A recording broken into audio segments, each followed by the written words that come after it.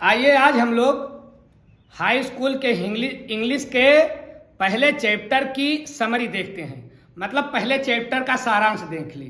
पूरा पाठ पढ़ने के लिए आपके पास समय नहीं है। आप केवल हर चीज शॉर्ट में चाहते हो, थोड़ा पढ़ूं ज्यादा नंबर पाऊं। लॉन्ग तो हम लोग केवल लाइफ चाहते हैं। लॉन्ग क्या चाहिए? Life.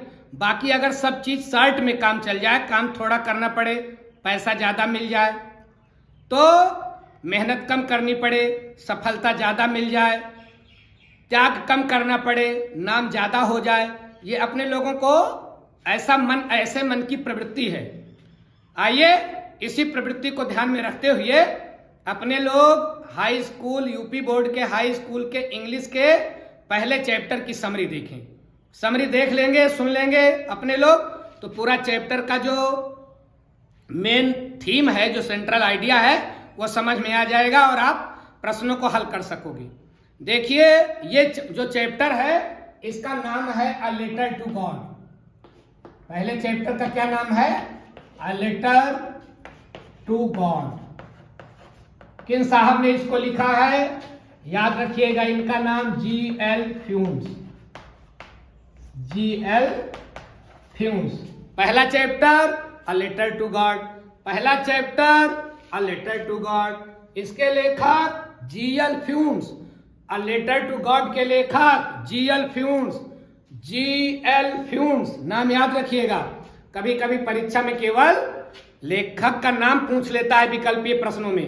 A letter to God का लेखक G.L. फ्यूम्स।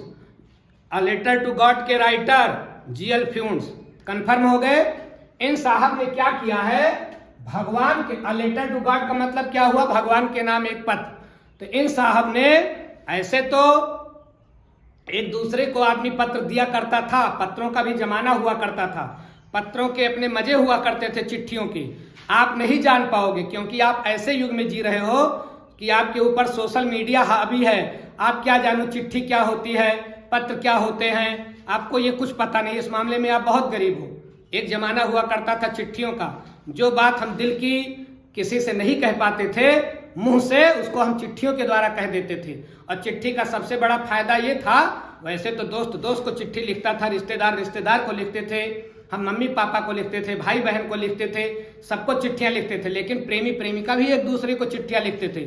और जब प्रेमिका या प्रेमी अपने प्रेमी या प्रेमिका को चिट्ठी लिखता था, तो सबसे फायदा तो चिट्ठी का ये था कि चिट्ठी हमेशा इस तरह की चिट्ठी, जो प्रेमी प्रेमिकाओं की चिट्ठियां हुआ करती थी, दूसरों से लिखवाई जाती थी, दोस्तों से लिखवाई जाती थी, पकड़े जाने का कोई डर नहीं। और व्हाट्सएप को जरा याद करो।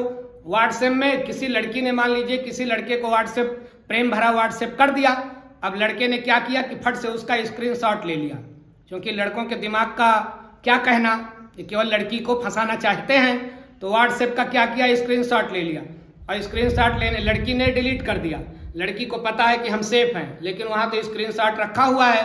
तो जब कभी लड़की को ब्लैकमेल करने का मन हुआ लड़के का, तुरंत वही व्हाट्सएप भेज देगा कि तुम्हारी एक जो है चाबी मेरे पास है। तो व्हाट्सएप कितना खतरनाक है, इसी से कितनी हत्याएं हो जा रही हैं, कितनी क्या से क्या हो जा रहा है व्हाट्सएप से। तो व्हाट्सएप एक अच्छा साधन नहीं है संदेश भेजने का। चिट्ठियों का जमाना बहुत अच्छा हुआ करता था। चिट्ठी फाड़ कर फेंक दिए, राइटिंग दूसरे की, पकड़े जाने का कोई डर नहीं। तो ये यहां तक तो मामला ठीक था। लेकिन ये जो G.L. फ्यूम्स साहब हैं, इन्होंने एक आदमी से भगवान को चिट्ठी लिखवा दी। कैसी विचित्र बात! भगवान ओमनी प्रेजेंस, जो सर्वव्यापी है, हर जगह रहता है, उसको चिट्ठी लिखवा दी एक आदमी से। बड़ा ही अच्छा पाठ है ये, मजेदार पाठ है। वो व्यक्ति जिसने भगवान को चिट्ठी लिख दी, वो एक क्या है? लेंचो नाम का व्यक्ति है, जो फिलहाल पेशे से किसान है। लेंचो क्या है? एक किसान है। कहाँ रहता है? एक नीची पहाड़ी की चोटी पर उसका घर है। लेंचो का घर कहाँ है? ये लेंचो का हो गया घर। कहाँ है? इस पहाड़ी पर। अब ये इतनी ऊंची पहाड़ी है कि इसके नीचे नदी भी बहती है, ये नदी हो गई। यहीं पर लेंचो का खेत है। लेंचो का खेत है, किसका खेत है? मकई का। लेंचो का मकई का खेत है। और ऊंची पहाड़ी पर इसका घर है। ये जो मकई के खेत हैं ये फूलों से बिल्कुल लदे हुए हैं। लैंचो के खेत में मकई है, मकई फूलों से लदी हुई है। अब इस मकई के खेत को केवल क्या चाहिए, एक या तो बौछार हो जाए और या तो अच्छा पानी बरस जाए। किस चीज की जरूरत है, एक बरसात की जरूरत है। और अगर पूरी बरसात ना हो तो बौछार पड़ जाए तब भी इसके खेतों का काम हो जाएगा। लैंचो जो एक किसान है अपने खेतों को बहुत ही घनिष्ठता से जानता है। एक किसान ही अपने खेत को समझ सकता है कि खेत को कब पानी की जरूरत है, कब खाद की जरूरत है। ठीक वैसे जैसे आपकी मम्मी को पता रहता है कि कब आपको खाने की जरूरत है, कब आपको नहाने की जरूरत है, कब आपको ब्रश करने की जरूरत है, कब आपको सोने की जरूरत है। मम्मी टोका टाकी किया करती हैं और समय समय पर आपको व्यवस्था उपलब्ध कराते हैं ना। जैसे मम्मी को अपने बच्चे का ज्ञान होता है कि कब किस चीज की जरूरत होगी, वैसे ही किसान को अपने खेत की जानकारी होती है कि कब उसको पानी देना है, कब खाद देना है, कब निराई करना है, कब गोड़ाई करना है। तो लैंचो को लगा कि अब मेरे मकई के खेत को किसकी जरूरत है, एक बौछार पड़ जाए या फिर अच्छा पानी बरस जाए तो मेरा मकई तैयार हो जाएगा, रेडी हो जाएगा। अब लैंचो चूंकि वो ट्यूबवेल का जमाना तो था नहीं, सारा का सारा जो खेत का प्रक्रम होता था वो जो है मानसून पर डिपेंड ऑन होता था। तो लैंचो ये मना रहा था कि हे भगवान पानी आ जाए, पानी बरस जाए। अपना देख रहा था अपने घर से निकल निकल करके किस दिशा में देखता है, उत्तर पूर्व की दिशा में देखता है, नॉर्थ ईस्ट की दिशा में देखता है। क्यों? क्योंकि नॉर्थ ईस्ट से ही पानी आता है, उधर से ही बादल बनते हैं और पानी आता है। अपने लोगों के यहाँ भी अगर उत्तर और पूर्व गरजे चमके तो पुराने लोग कहते हैं कि अब पानी बरसेगा। तो नॉर्थ ईस्ट डायरेक्शन में बार बार देख रहा था घर से निकल करके लैंचो कि पानी आने वाला तो नहीं है, बरसात आने वाली तो नहीं है, बादल घिर तो नहीं रहे हैं। फिर शाम के समय जब उसकी पत्नी खाना बना रही थी, शाम का सफर बोलते हैं उसको, तो शाम का खाना बना रही थी मतलब सफर तैयार कर रही थी। उसके छोटे बच्चे घर के बगल खेल रहे थे और बड़े बच्चे खेतों में काम कर रहे थे। लैंचो के कई बच्चे थे जिसमें से छोटे बच्चे शाम को क्या कर रहे थे, घर के बगल खेल रहे थे और बड़े बच्चे खेतों में काम कर रहे थे। हुआ क्या, लैंचो घर से बाहर निकला तो देखा कि बादल उत्तर पूर्व दिशा में घिरे चले आ रहे थे। बड़े बड़े बादलों का पहाड़ उसने देखा, खुश हो गया लैंचो और अपनी पत्नी से आकर के बोला कि अब इतना भी पढ़ा लिखा नहीं है, श्रीमती, मैडम या नाम लेकर के नहीं बुलाता है। जीएल फ्यूंड साहब कितनी अपनी कलम की जादूगरी दिखाते हैं। वो दौड़ा दौड़ा घर के अंदर आता है और अपनी वाइफ से कहता है कि सुनती हो औरत, ए औरत। अपनी पत्नी को क्या संबोधन करता है, ऐ औरत। इसका मतलब पता चल जाता है कि एकदम देहाती व्यक्ति है, उसको बहुत व्यवहारिक ज्ञान नहीं है। लैंचो को आया कहा, ऐ औरत, लग रहा है कि अब बरसात हो जाएगी। औरत ने कहा कि जैसी भगवान की इच्छा। ये कह करके औरत अपना खाना बनाने में लग गई। जब उसने अपने बच्चों को बुलाया खाना खाने के लिए, लैंचो को बुलाया खाना खाने के लिए, जैसे सब लोग खाना खा रहे थे वैसे ही बारिश की बड़ी बड़ी बूंदें गिरना शुरू हो गई। छप छप छप छप रिमझिम बरसात होना शुरू हो गई, जैसा कि लैंचो ने प्रिडिक्ट किया था। लैंचो ने अपनी वाइफ से क्या कहा था कि लग रहा है कि पानी बरस जाएगा, तो पानी बरसने लगा लैंचो की भविष्यवाणी के अनुसार। लैंचो बहुत खुश हुआ। जब पानी बरसने लगा तो लैंचो पानी का मजा लेने के लिए, बारिश की बूंदों का मजा लेने के लिए अपने आप को एक्सपोज कर दिया बारिश में, ये देखने के लिए कि क्योंकि खुश हो गया। अब वो खुश हो गया तो बारिश का मजा लेने के लिए बाहर निकल पड़ा और वो चिल्ला करके बोला कि अरे ये पानी नहीं बरस रहा है, ये सोना बरस रहा है। देखिए किसान के खेत में जब खेत को पानी की बहुत जरूरत हो और पानी बरसता है तो किसान ये नहीं कहता है कि पानी बरसता है, किसान कहता है कि सोना बरस रहा है। अपने लोगों के यहाँ भी गांव देश में किसान लोग कहते हैं जब धान को पानी की सख्त जरूरत हो और पानी बरसने लगे तो फिर किसान कहता है कि पानी नहीं बरस रहा है, सोना बरस रहा है। ठीक ऐसे ही उसने कहा अरे ये पानी नहीं बरस रहा है, ये तो सिक्कों की बरसात हो रही है। जो बड़ी बड़ी बूंदे हैं ये 10 पैसे के सिक्के हैं और जो छोटी छोटी बूंदे हैं ये 5 पैसे के सिक्के हैं। ऐसा वो बोल रहा था और मजा ले रहा था। लेकिन पानी बरसते बरसते थोड़ी देर में हेल गिरने लगा, हेल स्टोन गिरने लगा। मतलब पानी तो बरस ही रहा था, पानी के साथ साथ बर्फबारी भी शुरू हो गई। क्या शुरू हो गई? बर्फबारी। बर्फबारी जानते हो, जब पानी की बूंदें ऊपर बर्फ में बदल जाएं। आप लोगों ने देखा होगा कभी कभी गर्मी के मौसम में, ठंडी के मौसम में अक्सर ऐसा हो जाता है कि पानी थोड़ा बरसता है, बर्फ ज्यादा बरसती है। हम लोगों के बचपन में तो जब बर्फ बरसती थी तो हम लोग डिब्बा लेकर के, कटोरी लेकर के, कटोरा लेकर के, लोटा लेकर के, गिलास लेकर के उसको कलेक्ट करने में लग जाते थे। गजब का मजा आता था। तो थोड़ी देर के बाद पानी बरसने के साथ साथ भारी बारिश भी हुई और ओले गिरने लगे, बर्फबारी होने लगी। अब जब बर्फबारी होने लगी तो पानी बरस रहा था तो लैंचों को मजा आया, और जब बर्फबारी होने लगी तो बच्चों को मजा आ गया। बच्चे अपना उसको कलेक्ट करने के लिए, जो मोती जैसे जो है बर्फ के टुकड़े गिर रहे थे, सफेद सफेद मोती जैसे, उसको इकट्ठा करने के लिए बच्चे दौड़ पड़े। मतलब सब बच्चे भी खुश हो गए, किसान भी खुश हो गया। लेकिन थोड़ी देर जब बर्फबारी होती रही तो लैंचों को लगा कि ये बर्फ तो मेरे फूलों को गायब कर देगा। बर्फ अगर गिरेगी फूलों पर तो पूरे फूल गायब हो जाएंगे। तो लैंचों ने कहा कि अरे तो बड़ा गड़बड़ हो रहा है, मैं आशा करता हूं कि ये जल्दी बंद हो जाए।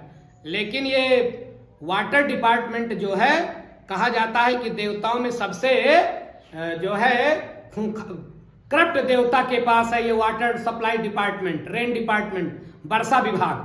तो कहां बंद हुआ, घंटे तक बरसता रहा। उनको क्या पता कि किसान की फसल चौपट होती जा रही। इतनी बर्फबारी हुई, इतनी बर्फबारी हुई कि लैंचों का खेत पूरी तरह से सफेद सफेद बर्फ से पट गया।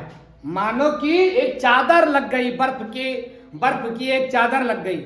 ऐसा लग रहा था कि पूरा खेत नमक से पट गया है, नमक की कोई लेयर खेत पर पड़ गई है।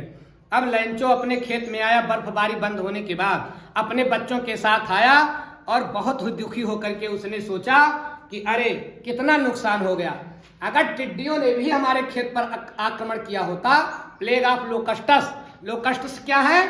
लोकस्ट हैं टिड्डियां। टिड्डियां देखे हो, पंखदार कीट खेतों पर मंडराते हैं, और खेत में जब कोई फसल दूध आता है, फसल में दाने में दूध बनता रहता है, तब ये खेतों पर अटैक कर देते हैं लोकस्ट, टिड्डियां, और दूध को पूरा का पूरा चट कर जाते हैं। केवल उसका कबर बचता है दाने का जो गूजा होता है वो गायब हो जाता है। लेकिन लैंचो कह रहा था कि अगर टिड्डियों के दल ने, अगर लोकस्ट भी हमारे खेत पर अटैक करता तो शायद कुछ हो जाता, थोड़ा बहुत तो बच ही जाता। लोकस्ट पूरा चौपट ना करता, टिड्डियां पूरा ना खत्म कर देती, लेकिन इस बर्फ ने तो कुछ ना छोड़ा, मेरे पूरे खेत को डिस्ट्रॉय कर दिया। लैंचो बहुत परेशान हुआ, बहुत दुखी हुआ, बहुत दुखी हुआ। क्या होने वाला था और क्या हो गया, ये भगवान का जो है ऐसा सिस्टम है कि होने वाला, फसल थोड़ा पानी बरसता तो फसल हो जाती, ज्यादा पानी बरसा, बर्फ गिरी, फसल चौपट हो गई। किसान बेचारा लैंचो आया अपने घर रात में, पूरी रात पूरे परिवार वालों को नींद ना आई। क्यों? क्योंकि इसका घर इस पहाड़ी पर अकेला था, फसल नष्ट हो गई। इतना बड़ा किसान नहीं था कि कई साल का अनाज रखता था, छोटा किसान था जो पैदा होता था, खाने के लिए रख लेता था और बाकी बोने के लिए रख देता था, बस इतने उसके पास व्यवस्था थी। पूरी रात पूरे परिवार को नींद ना आई। लैंचो ने सोचा कि इस साल तो हम लोग भूखे मरेंगे, अब कोई व्यवस्था नहीं है, मांगने पर भी कौन देता। लेकिन पूरे परिवार के मन में एकमात्र आशा अभी थी। वो कौन सी आशा थी? Help from God, help from God. पूरा परिवार जानता था ये गॉड नाम की जो सत्ता है, इसके कारण कोई भूखों नहीं मरता। भगवान, ऐसा कहा जाता है, ऐसी लोक मान्यता है कि भगवान शाम तक सबको भोजन देते हैं, ऐसी उनकी व्यवस्था है। तो सबके मन में, लैंचो के परिवार में सबके मन में ये विश्वास था कि कोई हमारी हेल्प करे ना करे, लेकिन गॉड तो हेल्प करेगा। लेकिन गॉड कब हेल्प करेगा? जब गॉड से कहा जाएगा। अब लैंचो अपने मन में सोच रहा है कि गॉड तो सब कुछ जानता है, गॉड हमारे मन की भी बात जानता है, इनर कॉन्शस की बात जानता है, हमारे मन में क्या है वो भी देखता है वो। लेकिन लैंचो ने सोचा कि बिना कहे भगवान कुछ करेगा नहीं, इसलिए लैंचो के मन में आया कि भगवान को वो क्या करे, अपनी समस्या की, अपनी जो उसके पास दिक्कत आ गई थी, जो उसकी फसल डिस्ट्रॉय हो गई थी, बर्बाद हो गई थी, उसके लिए क्या करे, भगवान को एक चिट्ठी लिखे और अपनी पूरी हालचाल बताए कि कैसे गड़बड़ हो गया और मुझे किस चीज की जरूरत है। ऐसा सोच करके लेंचो जैसे सुबह उठा तो लेखक जीएल फ्यूंस कहते हैं कि वो ऑक्स टाइप का आदमी है, बैल किस्म का आदमी है। लेंचो कैसा आदमी है? बैल किस्म का। ये बैल किस्म के आदमी भैया कौन से आदमी होते हैं? बैल किस्म के आदमी वो आदमी होते हैं जो केवल काम करना जानते हैं, काम करते रहेंगे, काम करते रहेंगे, सोचेंगे कम, करेंगे ज्यादा, बैल की तरह काम करते रहेंगे। उनको क्या मिल रहा है ये कम सोचते हैं। लेकिन लेंचो बैल किस्म का तो है। अच्छा, कोई लड़का अगर पढ़ने लिखने में कमजोर है तब भी घर वाले कह देते हैं कि तुम बैल हो, तो बैल वो नहीं होता है, केवल एक संकेत दिया जाता है कि तुम पढ़ने में कमजोर हो। तो लेंचो एक बैल किस्म का है, मतलब पढ़ना लिखना ज्यादा नहीं जानता, लेकिन इतना जानता है लिखना कि वो भगवान को चिट्ठी लिख सके। अब उसने भगवान को चिट्ठी लिखना शुरू किया, जो कि पाठ का टाइटल है अ लेटर टू गॉड। उसने पोस्ट ऑफिस में ले जाकर के चिट्ठी को डालने का फैसला किया। चिट्ठी में क्या लिखा उसने? चिट्ठी में उसने लिखा कि भगवान, आपको तो पता ही है कि मेरी फसल, उसने लिखा कि हे भगवान, मुझे 100 रुपए की जरूरत है, 100 पीसोज। उसने भगवान से चिट्ठी में क्या लिखा कि मुझे 100 पीसोज की जरूरत है, सख्त जरूरत है। इसलिए जरूरत है ताकि अगली फसल में बो सकूं और साल भर अपने परिवार को खिला सकूं। इसलिए मुझे 100 पीसोज भेज दीजिए, 100 पीसोज भेज दीजिए। क्योंकि फिर उसने पूरी अपनी कहानी लिखी कि मेरा हेल स्टोन मेरे खेत पर हो गया, पूरा मेरी फसल डिस्ट्रॉय हो गई, चौपट हो गई साहब, अब आप मुझे जल्दी से 100 पीसोज भेज दीजिए। ऐसा उसने जो है लिख करके चिट्ठी में इनवेलप में डाला, मतलब लिफाफे में डाला, चिट्ठी को चिपकाया लिफाफे को और उसको ले जाकर के पोस्ट ऑफिस के मेल बॉक्स में डाल दिया। अब जब पोस्ट ऑफिस के मेल बॉक्स में डिब्बे में चिट्ठियां डाली जाती हैं तो शाम जब चिट्ठी एक शहर से दूसरे शहर को जाने वाली होती है, पोस्टमैन उसको इकट्ठा करता है और जिस शहर की चिट्ठी होती है उसको छांटता है, फिर रेलवे के द्वारा या प्लेन के द्वारा जैसे भी चिट्ठियां जाती है। तो जब पोस्टमैन ने चिट्ठी सब छांटना शुरू किया तो उसने एक चिट्ठी पाई भगवान के नाम, अ लेटर टू गॉड। जब भगवान के नाम चिट्ठी उसने देखी कि टू, उसमें पता लिखा था भगवान, मतलब ये भगवान को चिट्ठी मिले। तो जैसे उसने उस चिट्ठी को देखा, ठहाका लगाकर हंस पड़ा कि ऐसे ऐसे बेवकूफ कि भगवान के नाम चिट्ठी लिख रहे हैं। और अपने पूरे कैरियर में जितनी उसकी नौकरी गई थी पोस्टमैन की, सारा पता तो जानता था, दिल्ली, बंबई, लखनऊ, लंदन और हर चीज, वाशिंगटन, सब पता तो जानता था, लेकिन वो भगवान का पता नहीं जानता था। अच्छा, भगवान का पता कोई जान जाए तो पोस्टमैन की नौकरी करेगा कि पहुंच जाएगा भगवान के पास हर समस्या के समाधान के लिए। तो उसने अपने पूरे करियर में भगवान का एड्रेस जाना ही नहीं था। चिट्ठी लिया, सारी चिट्ठियां किनारे, लेंचो की चिट्ठी फ्रंट पर, हंसता हुआ अपने बॉस के पास गया और कहा साहब देखिए, पोस्ट मास्टर को दिखाया, कहा साहब देखिए ये चिट्ठी आई है भगवान के नाम। अब पोस्ट मास्टर ने जब भगवान के नाम चिट्ठी देखी तो वो भी ठहाका लगाकर हंस पड़ा कि ऐसे ऐसे लोग इस दुनिया में हैं कि भगवान से पत्राचार कर रहे हैं। तो पोस्ट मास्टर थोड़ी देर के लिए तो हंसा। एक मोटा व्यक्ति है, जीएल फ्यूंस साहब लिखते हैं, अमेबल फिलो, एक हंसमुख स्वभाव का व्यक्ति है, ठहाका लगाकर हंसा, लेकिन अगले ही सेकंड वो गंभीर हो गया और गंभीर होकर के चिट्ठी को मेज पर टाइपिंग करने लगा, थपथपाने लगा। रे ये ऐसा विश्वास भगवान में कि भगवान के नाम चिट्ठी लिख रहा है व्यक्ति, वाह गजब का उसका फेद है भगवान में। और फिर उसने सोचा कि काश, हे भगवान, जैसा इस पत्र लिखने वाले का आप में विश्वास है ऐसा मेरे अंदर भी आपके प्रति विश्वास हो जाता तो कितना अच्छा होता। फिलहाल पोस्ट मास्टर ने सोचा कि ये पत्र लिखने वाला जो है इसका भगवान में विश्वास ना टूटे। अगर इस चिट्ठी का जवाब लेंचो के पास ना गया तो लेंचो समझ जाएगा कि भगवान नाम की कोई सत्ता इस दुनिया में नहीं है, और भगवान नाम की सत्ता है, गॉड नाम की सत्ता है, ईश्वर नाम की सत्ता है। ये विश्वास दिलाने के लिए, इस क्रम को बनाए रखने के लिए पोस्ट मास्टर ने पत्र का उत्तर देने का संकल्प लिया। उसने कहा इस पत्र का उत्तर दिया जाएगा, और फिर उसने चिट्ठी खोली। चिट्ठी खोल ली तो पत्र का उत्तर देने के लिए, ध्यान रखिएगा 10 वालों, केवल 3 चीज की जरूरत हुआ करती थी, इंक की मतलब कलम की, पेपर की और गुडविल की। किसी की चिट्ठी का जवाब देना है तो कितनी चीज की जरूरत है? 3 चीजों की। आपके पास इंक हो मतलब स्याही हो, कागज हो और अच्छे विचार, तो आप किसी की चिट्ठी का जवाब दे सकते हो। अच्छी अच्छी बातें लिखिए, पेपर पर लिखिए और कलम से लिखिए। उसने जब चिट्ठी खोली तो सोचा था 3 चीजों की जरूरत पड़ेगी, तीनों है ही, स्याही भी है, कागज भी है और अच्छे विचार तो उसके हैं ही, तभी तो उसने सोचा कि मैं इस पत्र का जवाब दूंगा। लेकिन जब लैंचो का पत्र उसने खोला तो उसमें इंक, पेपर, गुडविल की कोई जरूरतें नहीं थी। जरूरत किसकी थी? 100 पीसों। उसने तो लिखा था कि हे भगवान, जैसे पत्र पाना मेरा 100 रुपये भेज देना, क्योंकि मुझे फसल बोना है। अब जैसे पोस्ट मास्टर ने देखा कि उसको 100 रुपये की जरूरत है, तैसे तो उसका माथा ठनक गया। फिर भी वह अपने निर्णय पर अडिग रहा, जो अपने डिसीजन पर वो स्टक रहा। कहा मैंने सोचा है कि पत्र का जवाब दूंगा तो दूंगा। उसने क्या किया?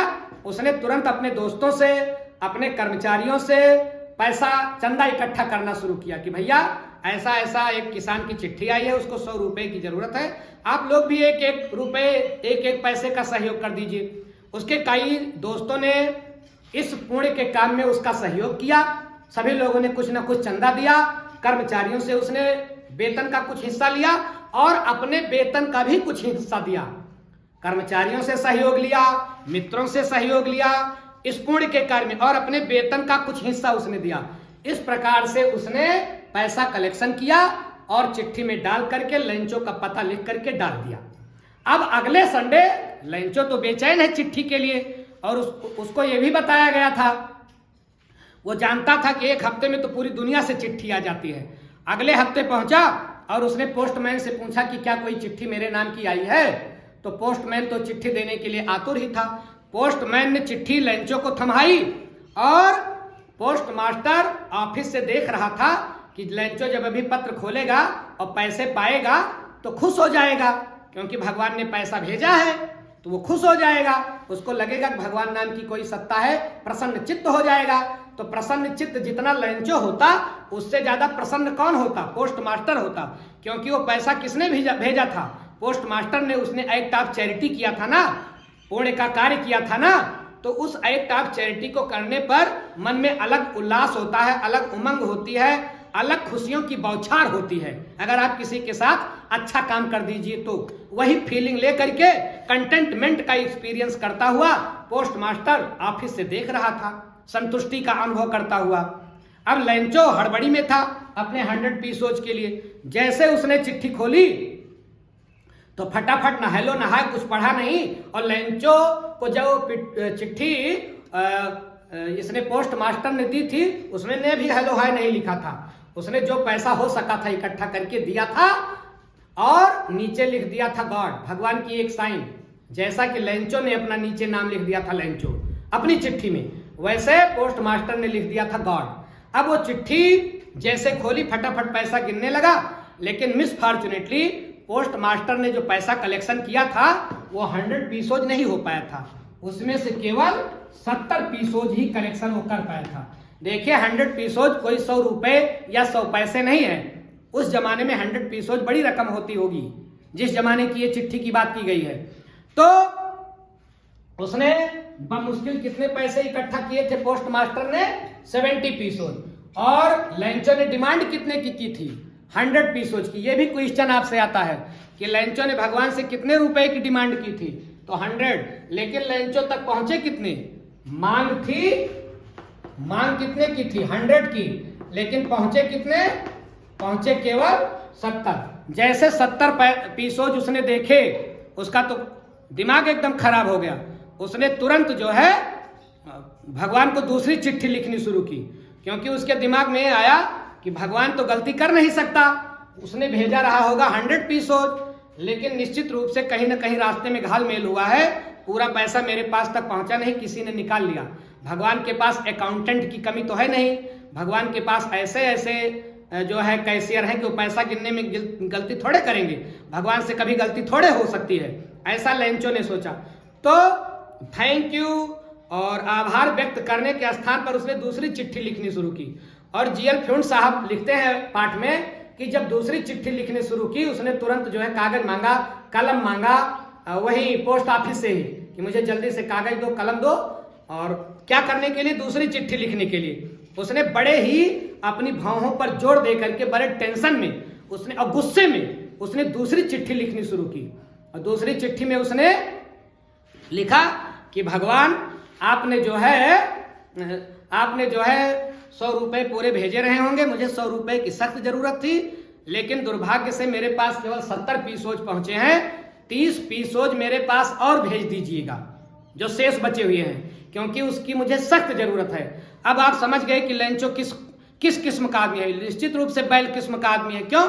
क्योंकि 100 चाहिए उसको, 100 से ज्यादा नहीं चाहिए, इतना ऑनेस्ट, क्योंकि 100 की उसे जरूरत है। अपने लोगों को भगवान से पैसा मांगने की इजाजत मिल जाए तो जितनी जरूरत है उतना मांगेंगे कि कई पीढ़ी की जरूरत के हिसाब से मांग लेंगे। अपने लोग तो ऐसा मांगेंगे, और कदाचित मुझे पैसे मांगने की छूट मिल जाएगी, जितना चाहो मांग लो, तो मैं तो पैसा मांगू ही ना। मैं तो जिससे पैसा छपता है वो मशीन मांगू कि जब चाहूं छाप लूं। भगवान से मांगने में भी कंजूसी दिखाई जाए, दरिद्रता दिखाई जाए, लेकिन लेंचो एक ईमानदार है, किसान है, ऑक्स टाइप का है, उसको उतने चाहिए जितने में उसकी जरूरत है। तो उसने भगवान से कहा, भगवान 30 पैसे जो बचे हैं, 30 पीसोज, उसको आप और भेज दें, क्योंकि मुझे इसकी सख्त जरूरत है। अगर आप नहीं भेजेंगे तो मेरे लिए बड़ी परेशानी हो जाएगी। बस सर भगवान एक काम करिएगा। क्या करना है? अब की जो पैसा भेजिएगा वो पोस्ट ऑफिस के माध्यम से मत भेजिएगा, मनी ऑर्डर नहीं भेजिएगा। क्यों? क्योंकि ये पोस्ट ऑफिस के जितने कर्मचारी हैं ये क्या है? बंच ऑफ क्रूक्स, ये बेईमानों के समुदाय हैं।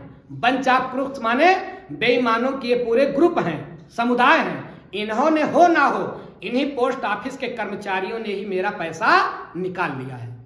तो पोस्ट ऑफिस के कर्मचारियों ने पैसा दिया था कि निकाला था? पोस्ट ऑफिस के कर्मचारियों ने पैसा चंदा लगा करके इकट्ठा किया था। मिसफॉर्चुनेटली भगवान बनना चाहता था पोस्ट मास्टर, लेकिन पूरा भगवान नहीं बन पाया। भगवान बनने की कोशिश भी बड़ी गड़बड़ है। अगर आप अच्छा बनो तो पूरे बनो, आधे अधूरे बनोगे दुनिया वाले आपको धक्का मार करके बाहर कर देंगे। अगर अच्छा बनते हो तो पूरा बनो, बुरा बनते हो तो पूरा बनो। ये अच्छे बुरे के बीच में जब हम फंसते हैं तो बहुत बुरे फंसते हैं। तो पोस्ट ऑफिस के कर्मचारियों ने तो किया एक्ट ऑफ चैरिटी, लेकिन लेंचों की नजर में सब हो गए क्या? बंच ऑफ क्रूक्स, बेईमानों के समूह। इसीलिए किसी विद्वान ने कहा है कि नेकी कर दरिया में डाल। आप अच्छा काम करिए, नदी में फेंक दीजिए। ये इच्छा मत करिए कि मेरी कोई प्रशंसा करेगा। पोस्ट मास्टर सोचता था कि मेरी प्रशंसा होगी, लेकिन नेकी कर दरिया में डाल। और एक बात और ध्यान रखिएगा कि भगवान जब भी हम लोगों के साथ अच्छा करना चाहेगा तो कोई ऐसा डायरेक्टली आकर के अच्छा नहीं करेगा, खुद आएगा नहीं। वो चक्र सुदर्शन लेकर के भगवान नहीं आएगा। वो जब भी उसकी कृपा बरसनी शुरू होगी, वो अपने लोगों की मुलाकात अच्छे लोगों से करवा देगा। चिट्ठी अच्छे व्यक्ति के पास पहुंची तब चिट्ठी का जवाब आया, और किसी दुष्ट व्यक्ति के पास पहुंचती होती तो क्या होता? चिट्ठी का जवाब दिया जाता, बताता कि मेरे पास इस समय कैश खत्म हो गया है, देना तो चाहता था मैं। लेंचो का विश्वास भगवान से उठ जाता। तो ये रहा भैया अ लेटर टू गॉड, भगवान के नाम एक पत्र। इसका सारांश, चिट्ठी लिखी, पैसा पूरा नहीं पहुंचा, जिसने पैसा भेजा था उसको बना दिया बंच ऑफ क्रूक्स। तो मुझे लगता है इसका जो पूरा सारांश है आप समझ गए होंगे लब्बो लबाब इस पूरे पाठ का। और इसके बाद हम लोग जब मिलेंगे तो इसके कुछ प्रश्नोत्तरों के साथ मिलेंगे।